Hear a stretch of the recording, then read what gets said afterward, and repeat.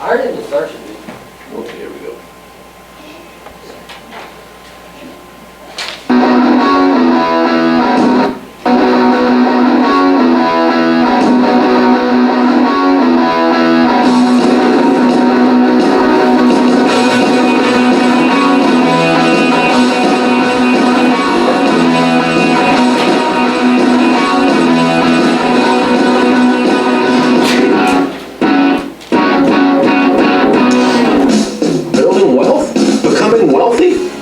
Easy process.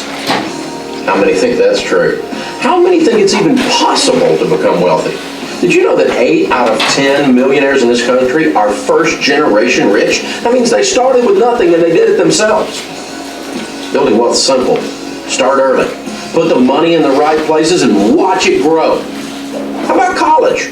Taking out a student loan is not the only way to go to college. It is possible to go through school debt-free. Learn and apply these principles. They are worth millions. Please welcome nationally syndicated radio host and New York Times best-selling author, Ramsey. Thank you. A plan for college and for retirement. Now, these are things we dream about, but they're not things that we worry about right now today. Right now today, I'm worried about where I'm going out to eat. Right now today, I'm worried about and thinking about the car I want to buy. Right now today, I'm thinking about vacation. You know, right now today will steal your life if all you think about is right now today. Children do what feels good. Adults devise a plan and follow it. We've said it over and over and over again that the ones who win think long term. Yes, we enjoy the moment, we enjoy the present, we're going places with our ideas now here, but we also think long term. That is a sign of maturity. One definition of maturity is learning to delay pleasure. And when you start thinking about investing long term and you start winning with wealth, you start getting to the point that you're not only, you have lived like no one else, and so now you're really ready to live like no one else. You get the idea real quickly that this stuff is hard to come by. 53% of all workers in America today have less than $25,000 in a retirement plan. That's scary. That's scary. And what's really scary is, when asked how they plan for retirement, 44% said they guess. They guess! Dang. How dumb is this? I'm going to just put a blindfold on, play pin the tail on the 401k.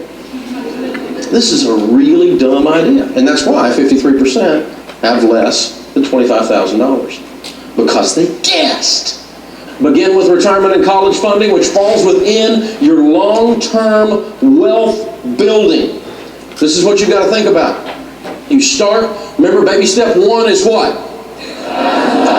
Baby step 1 is $1,000 in the bank. Baby step 2 is what? Debt snowball. And once we've done that, what are we going to do? Baby step 3 is what? 3 to 6 months of expenses. So baby step 4, we've got the emergency fund in place. We're out of debt, everything but the house. Now it's time to start the wealth building process. And baby step 4 is invest 15% of your household income into Roth IRAs and pre-tax or tax-favored investments. Always save long term with tax-favored dollars if there's any possible way that you can. And I'm going to show you all the possible ways, and you want to fill those up. That's for sure. We used to say pre-tax dollars, but now we have other things that are tax-free, and so we're just going to say anything that gets a little extra tax treatment. That's either grows pre-tax or it grows tax-free. Tax-favored simply means that the plan is a qualified plan. The investment is in a qualified plan and receives special treatment. And so the way we're going to think about these plans is this. The cookie jar here is the investment. The cookie jar is the investment, and the plans we're going to talk about tonight are the coats to keep the investment warm, to keep taxes, the bitter cold of taxes, off of our investment. And so we've got all kinds of different coats. Any coat we want to wrap around this, we could call a qualified plan or a tax-favored plan. You'll hear investment people call them qualified plans. So just keep in mind that every one of these is about dressing this thing up in a coat. And so it could be things like an IRA. It could be things like a 401k, a 457, a 403b, a SEP. There's all kinds of different coats that are out there, different colors of coats, different shapes of coats that fit around different kinds of cookie jars, different kinds of investments. But the bottom line is it's not an investment. We're trying to keep the investment warm from taxes. And you know, a lot of these things really aren't that complicated. They just throw numbers and letters on them, and then we get a little bit confused from that. So, for instance, the 401k, where did that come from? Well, it's in Regulation 401 in the IRS code, subsection K. That's where it came from. 403b, same thing. It's Regulation 403, subsection B in the IRS code. So that's where a 403b came from. 457, same thing. And in IRA, banks have done such a good job marketing with IRAs that we all think IRA actually stands for Individual Retirement Account, don't we? An IRA does not stand for that. If you read the actual tax code, the publication that allows us to have IRAs, the regulation that allows us to have IRAs, it's actually called an Individual Retirement Arrangement. And so it's how we arrange our investments within the code. You can put a lot of different things in your IRA, but the IRA is what keeps the thing warm from taxes, what keeps taxes off of your investments. Now, when it comes to IRAs, everyone with an earned income is eligible. If you are living on Social Security, if you are living on interest income, you're not eligible. If you are living on disability income, you are not eligible. Now, if your spouse has an earned income and you're married, then you are eligible based on them. So spouses who do not have an earned income are the only exception. They can piggyback on their spouse's income. So for instance, my wife is a full-time mom, and she does not have an earned income. But were we in a bracket that we could do an IRA, then she could do an IRA because I have an earned income. Or it could be the reverse at your house. Either way is fine. But you must have an earned income. So when people call me on the radio show or they write me letters and they ask me, Dave, can I do an IRA for my child? No. Not unless your child has an earned income. Now, I do have a friend in the investment business who had a client come in one time. His little baby was in a diaper commercial. The baby was a model, a diaper model. And they made sure so that they could fund the IRA that the money was paid to the baby. And they filed a tax return on the baby, which you have to do to show you have an earned income. And then the baby had an IRA. But this is the only way a baby is going to have an IRA, is if you put them out there in the salt mines in some way, okay? So it's just not going to happen. But keep in mind, you've got to have that earned income. Now, the maximum annual contribution for income earners or non-income producing spouses for an IRA in the year 2008 is $5,000.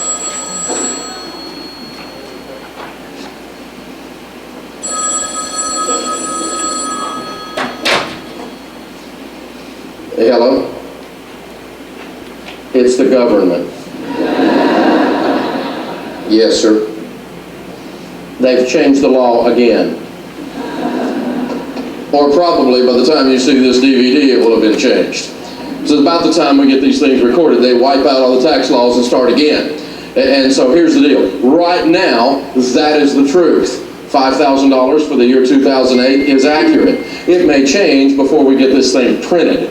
So go to our website, always check online, and do the website follow-up, and we'll keep you up to date on what the accurate tax laws are in that given year on these different things. But right now, we can count on $5,000 for the year 2008.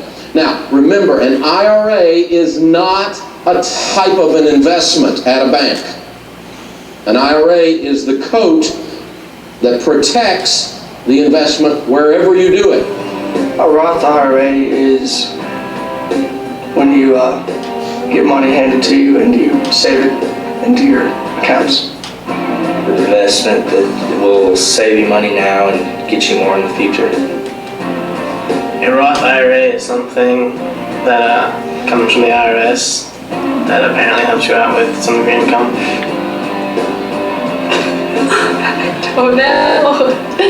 I can't think. Savings or maybe a retirement plan. Something along those lines. Retirement planning. A a savings account for retirement, putting away for your future. The Roth IRA is an after-tax investment that grows tax-free.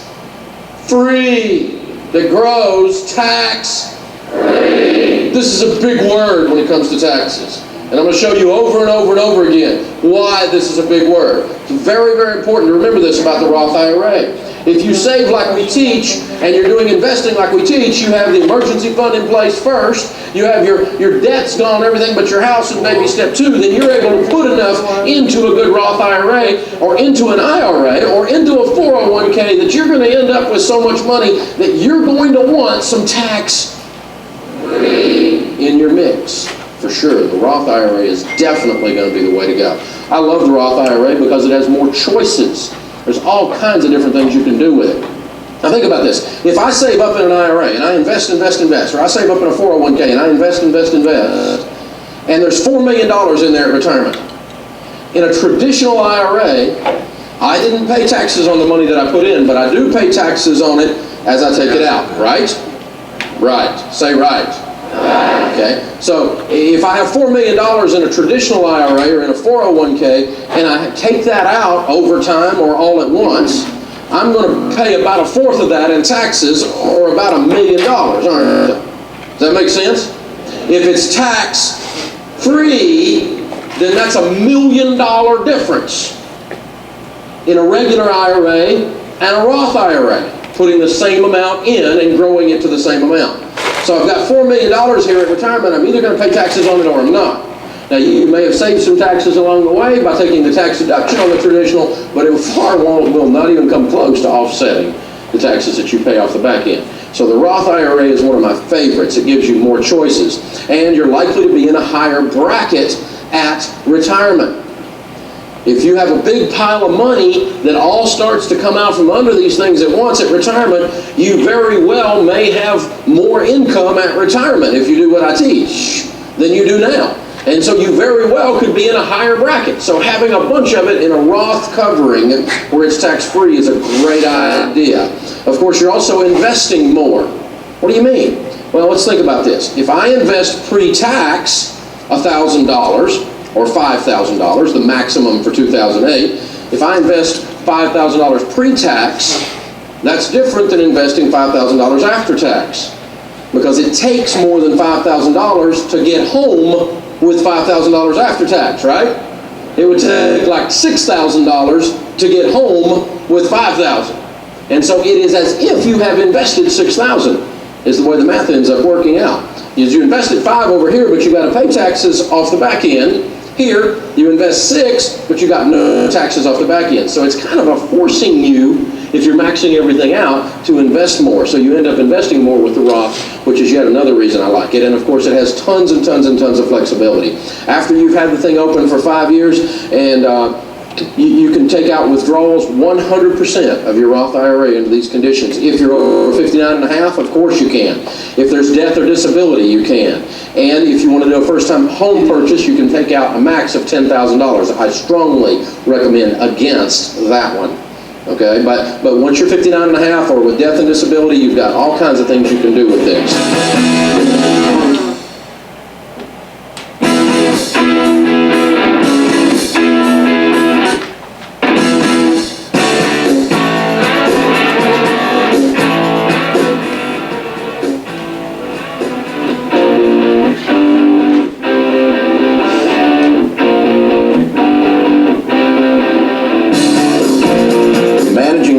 Setting will cause you to enjoy your life more than anything else. It doesn't mean that you have to do nothing except sit at home every Friday night and plan out your life. You can just begin to lay down some written ideas. People who are on a track and who are aiming at something will hit that thing. Zig Ziglar says if you aim at nothing, you'll hit it every time. And that is really not fun. That's just lifelong immaturity. And then you get to the end of your life and feel like you've wasted your life. You've got so much potential. You've got so many things you can do, and you can get traction doing those things. And I can promise you this, traction sometimes is hard work. Goal setting sometimes is hard work, but it is extremely rewarding to hit goals that you've set for yourself. It is fun. Now, let's look for a second at the SEP, the Simplified Employee Pension Plan. This is for a self-employed person, and they're nicknamed SEP IRAs because it allows you to deduct up to 15% of your net profit by investing in a SEP. If you make $100,000 profit in your business, you could put up to 15% in your SEP. Now, they actually run it through a formula, and it'll come out closer to 13.8, but keep in mind the 15% figure, and you'll be pretty close at that point. This year, there's a maximum of $45,000 that you can put in there, but that phone's getting ready to ring, and that will change every year. So just go online and check out what your possibilities are. Now, the trick with the SEP is this. It's very good for those of you that have small businesses with very few employees or very few employees that stay with you very long. How many of you have businesses that qualify as very small or have very few employees? Raise your hand. Okay? The SEP is very good. When we first started our business, I did a SEP. But if you have employees that have been with you more than 3 of the last 5 years, you have to put the same percentage of their income into the SEP that you put of your income into the SEP. So it can get it's 100% match. I mean, it can get very expensive if you have 25 employees that have been with you for more than 3 of the last 5 years, and you're trying to put 15% of your income into a SEP. Whoa, you're getting 15% of all your people. That's a lot for an employer to put in as a benefit. So it really works for small businesses, or what we'd call cottage industry people. You know, like when Sharon and I started, we were in the cottage. We started in the living room. You know, and so it's great when you're at that stage of your small business, or if you're in a business where you have high turnover of employees, and you're very, very seldom going to have one that stays with you for that long because of the nature of your business. Now, most companies, when it comes to big companies, have completely done away with traditional pension plans in the last 10 to 20 years. And some new plans offer a variety of pre-tax choices. Here is an ancient article from Forbes magazine. June 21st, 1993, this article was written. And it says, so tomorrow's upper income retirees will be living off of their own savings almost entirely.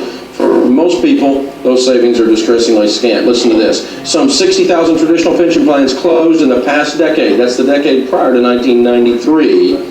And have many been replaced by the 401k. Since this was written in 1993, now almost no companies offer the traditional pension plan. They're just about gone.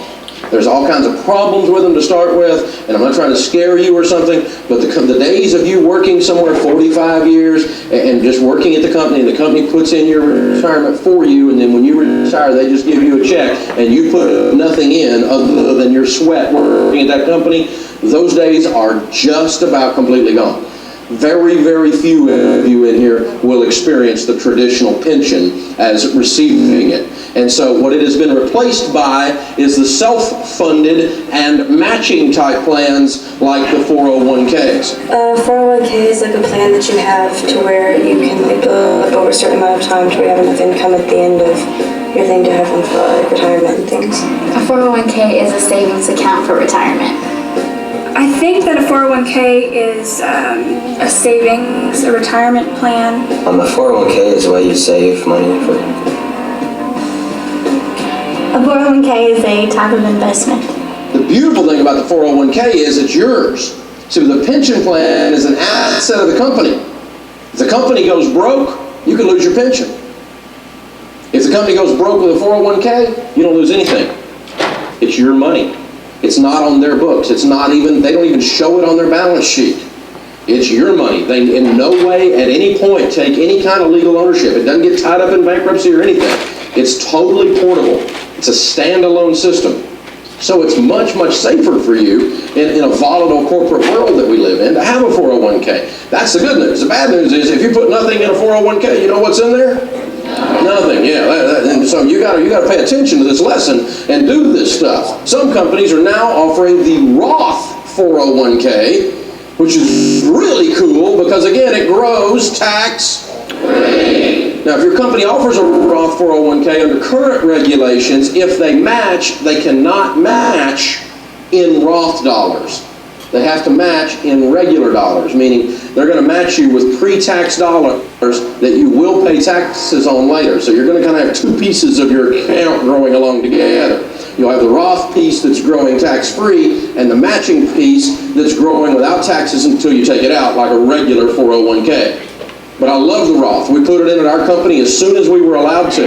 And I personally do the Roth. Everything I can possibly do that's tax-free. I love the idea. And so if your company offers that, it's something to really, really, really look at. The other types, of course, are the 403b. Now, the 401k is simply a corporate situation where they can take money out of your check with your permission, put it into an investment under the coat, protected by the coat, doesn't have taxes on it.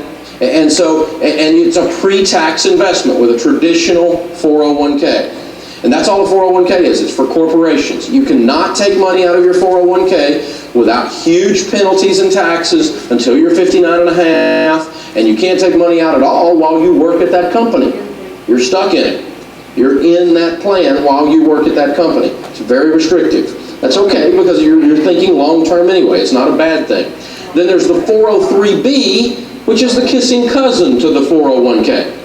The 403b is for hospitals, so those of you that are nurses and docs and those kinds of things, you've got 403bs available. Nonprofits, so if you work at a church, it's available. And a lot of you have a 403b available through something like a school system. A lot of teachers have the 403b. How many of you currently have a 403b available to you right this second in here? Good. Looks like about 25% of the audience. That's not unusual at all. The 403b works just like the 401k in the sense that if you take $1,000 of your money and you put it in there, the whole $1,000 goes in. It's pre-tax. No taxes out, and it will grow as it goes along. Tax deferred. Same thing. The good news with the 403b is that if you want to move the money out of the 403b into an IRA while you still work there, you can. You cannot do that with the 401k. So it's a little bit different in that regard. The bad news with the 403b is there's a lot of trashy products inside those organizations that are offered. The cookie jars, the investment themselves sometimes are crummy. And so you've got to be very careful. While you got a good coat over it, you've got to be very careful that you're getting in good mutual funds. You're not getting tied up in some crummy annuity. You're not getting tied up in some bad product just because that's what they pitched down at the teachers union or something. Okay? So you learn what's going in your 403b. Don't do it just because somebody down the hall was doing that or some other nurse at the nurse's station was doing it. Because they come in, what happens is the insurance industry loves to pitch these huge accounts, like the whole teacher account or the whole hospital account. These are big accounts for them, and they love to come in and put these other products in there. I'm going to stress again, stay with good mutual funds. Now the 457 is typically, again, in a municipality or something like that, and that is simply deferred comp, which means we are deferring, putting off some of our compensation. $1,000 right now, I'm not going to take my $1,000 in compensation. I'm going to put off receiving it and let it lay in an investment. And so it acts just like a 401k. The difference is it can only be in deferred comp.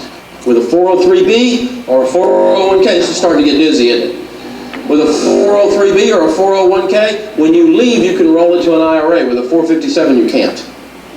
So 457 is my least favorite of all of these that we're talking about tonight. It's the last one I would do after I've done every other possible thing, and even then I'm not positive I'm going to do it. Because all you're doing is just putting off the income, and then it's stuck there, and if you ever leave, you just receive the income. And you could have a really big tax thing happen to you. You've got to be very careful with that. In your 403bs, teachers, nurses, again, nonprofits, be careful to stay away from what are called GICs, the Guaranteed Investment Contract. This is like a CD, a certificate of depression, inside your 401k or inside your 403b. It's a really, really bad idea because you're going to make about 3 or 4 or 5%. You need to be contributing into these accounts. So I'm going to show you the steps on deciding which ones in just a few minutes. But you need to be putting money in whether your company matches or not. I have people say, I'm not putting money in my 401k. My main old company doesn't match. Well, that way you get back at them by you being broke. Because see, what a 401k is this. Basically, a pre-tax investment works this way. Again, $1,000 by the time I get home with it looks suspiciously like $700, doesn't it? your company doesn't match, and you put $1,000 in. Guess who matched? Congress. The government. They were getting ready to take $300 of your money. They didn't take it. They let you keep it and grow money with it. With what we've learned about compound interest from people like Ben and Arthur, getting to keep other people's money, the government's money, and then let it act like it's ours, and let it grow over all these years is a hugely smart idea. So even if the company doesn't match, because it is pre-tax, in a very, very real way, you have the government matching you. You should always roll all retirement plans to an IRA when you leave the company. Anytime you leave, where you are, take your retirement with you. Don't take it home. Take it with you, though. There's a difference. What we're going to do is we're going to make it a direct transfer. Do not bring the money home. Now, direct transfer is that it's currently sitting here in a 401k under this coat. And what we're going to do is we're going to go over here and we're going to open up another coat called an IRA. And then we're going to go, come here, boy. And it's going to come straight over here and get back in the other coat before it gets cold.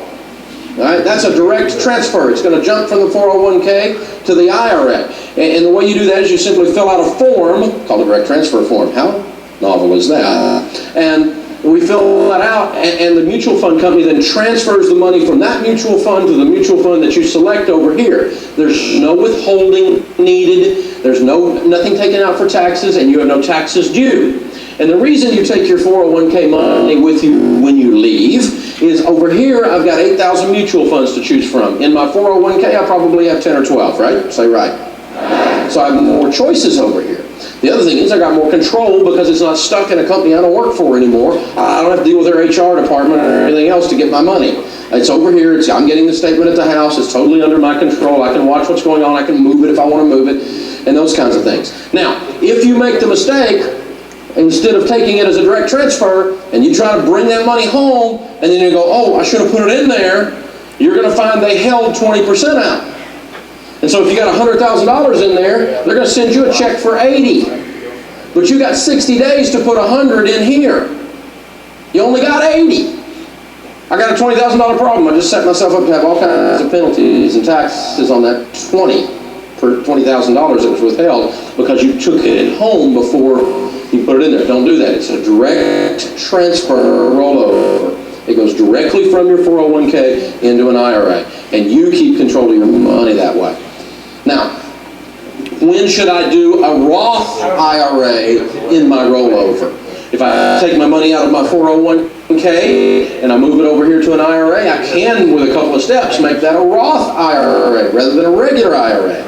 Well, there's all kinds of problems if you do that, so let's think about when you would do that. Start with when you do that, you understand you're going to pay taxes. Because that's not taxed, and this is taxed. And so if I move $100,000 over here to a Roth IRA, I've got a $25,000 tax bill coming. And if I cash out $25,000 out of this and only put $75,000 in here to pay the tax bill, well, I didn't gain any ground by going to tax-free then, because I just blew off $25,000. So the only way you would ever do a rollover to a Roth is if you can pay the taxes that are created out of your pocket, which in a sense made you invest another $25,000, didn't it? In the way the math works. And so, yes, you do need to do rollovers to a Roth, but only under these circumstances. Number one, are you going to have $700,000 at retirement in tax plans, tax-favored plans? If you are, your bracket is going to be the top bracket as you start pulling the money out. And so you do want the free part of this. And most of you in here, if you do the stuff I teach, easily will hit that $700,000 mark. The second thing is, you only do the rollover to the Roth is if you can pay those taxes, like we said just a minute ago, out of your pocket. You don't want to cash out the nest egg to pay the taxes. Only roll it if you can pay the taxes out of pocket. And of course, you got to understand that these taxes are going to be due, and not just be waking up in the middle of the night going, what in the world did Ramsey say?